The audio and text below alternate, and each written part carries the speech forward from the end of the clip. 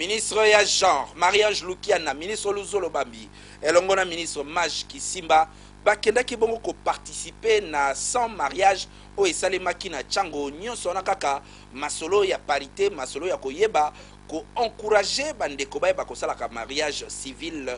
Bolanda reportage oyo.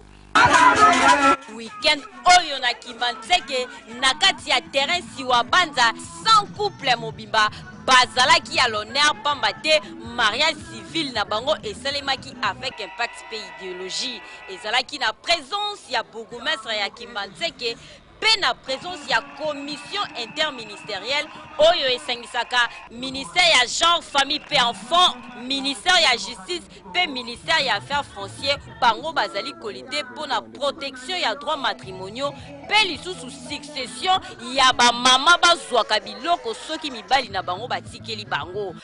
2011 ba mama bakomi clairvoyante. Papa mokonzi mboka talobi yena ba mama. Dès que la maman ya Tchango batelemi boye. Est-ce que Tchango kozo basima? Na mibeko na biso bana na yo bazali oyo sina mama na ndeko balani na ye.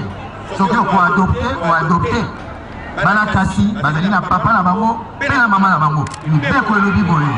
Constitution na biso elobi famille ezali cellule de base ya société ezali na droit ya kozala protéger pe ya kozala na promotion.